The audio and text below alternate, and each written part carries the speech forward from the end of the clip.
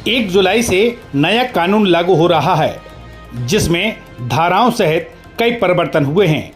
आम जन को नई धाराओं और कानून से अवगत कराकर जागरूकता लाने के लिए कररा पुलिस द्वारा आज एक स्थानीय गार्डन में जागरूकता कार्यक्रम आयोजित किया गया, जिसमें शहर के पत्रकारों, समाजसेवियों, जनप्रतिनिधियों सहित अन्य लोगों को आमंत्रित किया गया था।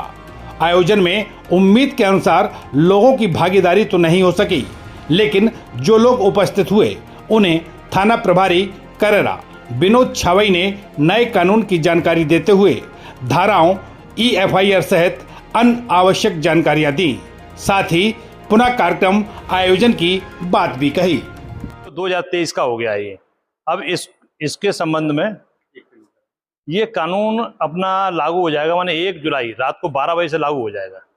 इसमें न्यायालय की भी जिम्मेदारी दी गई है, पुलिस की जिम्मेदारी दी गई है, जनता को भी कुछ जिम्मेदारी दी गई है, कुछ धाराएं बढ़ाई गई हैं, कुछ धाराएं घटाई गई हैं, संशोधन हुआ है पूरा विस्तृत। माने जैसे गिरफ्तारी है, अगर कोई हमारे यहाँ थाने में गिरफ्तारी होती है तो उसको हम सूचना पटल पर हम उसको लगाएंगे कि आज हमारे यहाँ गिरफ्तारी हुई है। ये सूचना पटल पर रहेगा उसका, माने हमारे थाने पर बोर्ड रहेगा, एक अधिकारी रहेगा, जिले के कंट्रोल रूम में रहेगा, हमारे थाने पर रहेगा कि हमारे यहाँ किसी गिरफ्तारी हुई है। माने ऐसे ही इसमें ऐसे संशोधन किया गया है कि 3 साल से कम सजा वाले, जैसे वृद्ध व्यक्ति है तो उसकी हमें गिरफ्तारी भी करनी पड़ेगी, तो हम उसके माने परमिशन लेके हम गिरफ्तारी करेंगे उसमें। इसमें फिर जनता के लिए किया गया है, कहीं कोई व्यक्ति झूठी रिपोर्ट करता है वो 7 वर्ष से कम सजा वाला प्रावधान है उसमें। अगर कोई व्यक्ति पहुंचा, किसी व्यक्ति के बारे में पहुंचा, तो उसकी हम जांच करेंगे। उसकी जांच हम सब डिवीजन DSP महोदय से हम अपनी परमिशन लेंगे। उसमें परमिशन लेने के बाद 14 दिन के अंदर उसका रिपोर्ट बताएंगे कि इसमें क्या पाया है हमने। पहले क्या होता था, कोई व्यक्ति जाता था, किसी व्यक्ति के खिलाफ में हम गए, उन्हें कि यार 156(3) के तहत हम लोग FIR कर देते थे। अब ऐसा प्रावधान कर दिया 7 साल से कम सजा है, उसमें हम लोग जांच के लिए हमें वो कर दिया कि जांच हम कर सकते हो उसमें, तो उसमें न्याय दे सकेंगे हम आप लोगों को। सही होगा तो FIR, नहीं होगा तो। और फिर उसमें झूठी रिपोर्ट के लिए भी एक प्रावधान दिया गया है, उस पर भी कार्रवाई करने के लिए दिया गया है।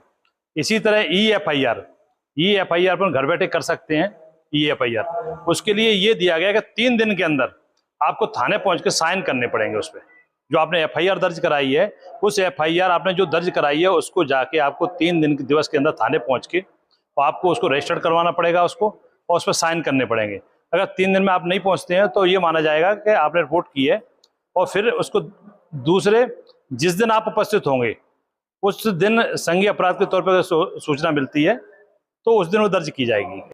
लेकिन अब BNSS में माने दंड प्रक्रिया संहिता, माने भारतीय न्याय सुरक्षा संहिता में कर दिया है, अगर 3 व्यक्ति हाजिर हो गए हैं, एक व्यक्ति फरार भी है, तो उस व्यक्ति के खिलाफ में ट्रायल चालू हो जाएगी उसकी।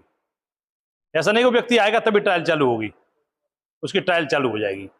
तो इसमें कई तरह के ऐसे प्रावधान आए हैं। आप लोगों फिर हम बुलाएंगे आप लोगों को, फिर सब लोगों से चर्चा करेंगे हम, और बहुत अच्छा कानून लाई है सरकार, और इसको 1 जुलाई से लागू करेंगे इसको, हैं, और सब लोग इसको पढ़ें, हैं, और पढ़ने से कोई इसी चीज़ की जानकारी मिलती है, तो आप लोग पढ़ें और इसकी जानकारी प्राप्त करें।